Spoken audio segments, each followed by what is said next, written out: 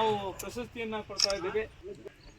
ಈ ಒಂದು ಸನ್ಮಾನ ಮಾಡಿರುವಂಥ ಲಯನ್ಸ್ ಕ್ಲಬ್ ಎಲ್ಲ ಡೆಲಿಗೇಟ್ಸ್ಗೂ ನನ್ನ ಧನ್ಯವಾದಗಳನ್ನು ಅರ್ಪಿಸುತ್ತಾ ನನ್ನ ಒಂದು ಸೇವೆಯನ್ನು ಗುರುತಿಸಿ ಈ ಸನ್ಮಾನ ಮಾಡಿರುವಂಥ ಮತ್ತು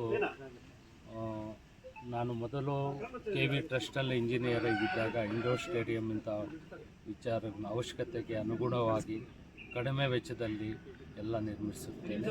ತದನಂತರ ನಾನು ರಾಷ್ಟ್ರೀಯ ಹೆದ್ದಾರಿ ಪ್ರಾಧಿಕಾರಕ್ಕೆ ಕನ್ಸಿಸ್ನರ್ ಆಗಿ ಅವ್ರ ಕಡೆಯಿಂದ ಕೆಲಸ ಮಾಡಿಕೊಟ್ಟಿರ್ತೇನೆ. ಅಲ್ಲಿ ಸುಮಾರು ಅಪಘಾತಗಳಾಗ್ತಾ ಇರುವಂಥ ಸಮಯದಲ್ಲಿ ಅಪಘಾತಗಳು ಹೆಚ್ಚು ಆಗುವಂಥ ಸ್ಥಳಗಳಲ್ಲಿ ಸೇಫ್ಟಿ ಎಕ್ವಿಪ್ಮೆಂಟ್ಸನ್ನು ಗೌರ್ಮೆಂಟ್ಗೆ ರೆಕಮೆಂಡ್ ಮಾಡಿ ಸಾಕಷ್ಟು ಅಭಿವೃದ್ಧಿಯನ್ನು ಪಡಿಸಿರುತ್ತೇನೆ. ಸರ್ಕಾರಕ್ಕೆ ಮನವಿಯನ್ನು ಸಹ ಸಲ್ಲಿಸಿರುತ್ತೇನೆ. ಅದು ಇವಾಗ ನಡೆದಿರುವಂಥ ಚಂದ್ರಪುರ ಗೇಟು, ಆಮೇಲೆ ಸಾದಲಿ ಕ್ರಾಸು, ಸಾಕಷ್ಟು ಕಡೆ, ಆಮೇಲೆ ಪೈಲುಗುರ್ಕಿ, ಈ ಕಡೆ ಎಲ್ಲ ಅಂಡರ್ ಪಾಸ್ಗಳನ್ನ ಎಲ್ಲ ನಿರ್ಮಿಸೋಕ್ಕೆ ಮೊದಲನೇ ಆದ್ಯತೆಯನ್ನು ಸರ್ಕಾರಕ್ಕೆ ನಾನು ಕನ್ಸೆಷನರ್ ಕಡೆಯಿಂದ ಸಲ್ಲಿಸುತ್ತೇನೆ. ಈ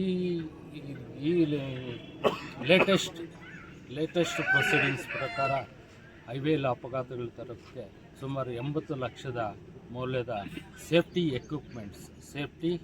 ಎಕ್ವಿಪ್ಮೆಂಟ್ಸ್ ಮತ್ತು ಸೇಫ್ಟಿ ಮೆಟೀರಿಯಲ್ಸನ್ನು ಸಹ ಸ್ಯಾಂಕ್ಷನ್ ಗೌರ್ಮೆಂಟಿಂದ ತೆಗೆದುಕೊಂಡು ಕಾರ್ಯನಿರತವಾಗಿದೆ.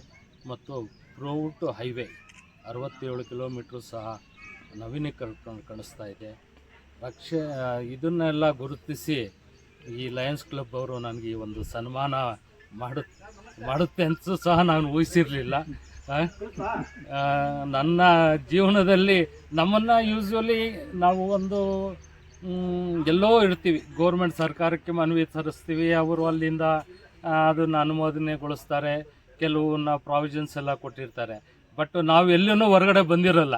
ನಮ್ಮ ಶ್ರಮವನ್ನು ಗುರುತಿಸಿ ಈ ಲಯನ್ಸ್ ಕ್ಲಬ್ ಅವರು ಈ ದಿನ ನಮಗೆ ಸನ್ಮಾನ ಮಾಡ್ತಾ ಇರೋದು ನನ್ನ ಜೀವನದಲ್ಲಿ ಭಾಳ ಅದ್ಭುತವಾದಂಥ ಕ್ಷಣ ಅನಿಸುತ್ತೆ.